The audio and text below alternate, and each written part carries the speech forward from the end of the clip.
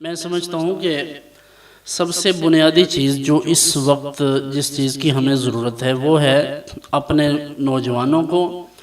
اور جو پڑھا لکھا طبقہ ہے ان کے سامنے لٹریچر رکھا جائے اور انہیں کوشش کی جائے کہ ایجوکیٹ کیا جائے،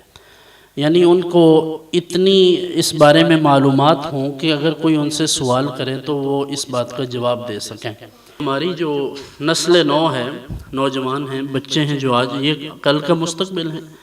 آج آپ جو ان کے سامنے کریں گے کل کے لیے یہ ان کے مستقبل کے لیے آپ ان کو کامیابی یا ناکامی کی ضمانت دیں گے۔ آپ جب بچوں کے سامنے اچھا بزنس رکھتے ہیں، اپنا اچھا کریئر رکھتے ہیں،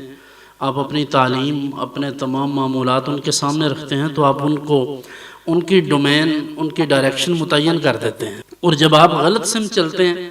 تو پھر بھی آپ ان کی غلط سمت کا تعین خود کر دیتے ہیں۔ آپ دیکھیں انسان جب ناکام ہوتا ہے تو اس ناکامی کے پیچھے اس کی سوسائٹی بھی اثر انداز ہوتی ہے، اس کی ذاتی سوچ بھی، اس کے والدین کا بھی، اس کے خاندان کا بھی ہاتھ ہوتا ہے۔ اور اگر وہ کامیاب ہوتا ہے، مثلاً کوئی کہتا ہے میں پڑھ لکھ گیا ہوں، تو اس میں کسی کا ہاتھ نہیں، تو کیسے نہیں ہے کسی کا ہاتھ؟ آپ نے ایک بچے کو مدرسے میں بھیجا تھا تو سب سے پہلے تو اس کے والدین ولنگ تھے کہ یہ پڑھے، انہوں نے اجازت دی تو اس نے پڑھا۔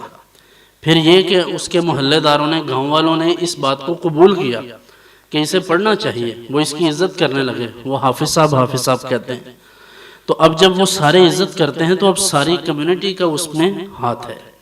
اسی طرح کوئی طالب علم کسی یونیورسٹی سے گریجویٹ ہوتا ہے تو اس کے پیچھے بھی والدین ہیں، اس کے بھائی ہیں، عزیز و اقارب ہیں جنہوں نے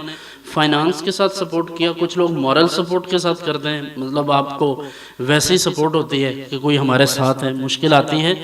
بعض اوقات کسی سے ہمیں پیسے نہیں چاہیے ہوتے نا اپنی زندگی میں، لازمی نہیں ہے کہ آپ جس کے ساتھ بھی تعلق رکھیں اس سے پیسے ہی درکار ہوں۔ کبھی کوئی آپ کو اتنا کہہ دینا کہ کوئی گل نہیں تو ٹینشن نہ لے اسی طرح نہ لا، تو یہ بہت بڑی بات ہوتی ہے۔ تو ایسی کیفیات میں اگر کوئی آپ کے ساتھ، آپ کی سوسائٹی، آپ کے دوست، آپ کے نیبرز جو آپ کے قریبی ہمسائے ہیں یا آپ کے گھر والے ہیں، انہوں نے تعاون کیا تو یہ ان سب کا ہاتھ تھا آپ کی کامیابی میں۔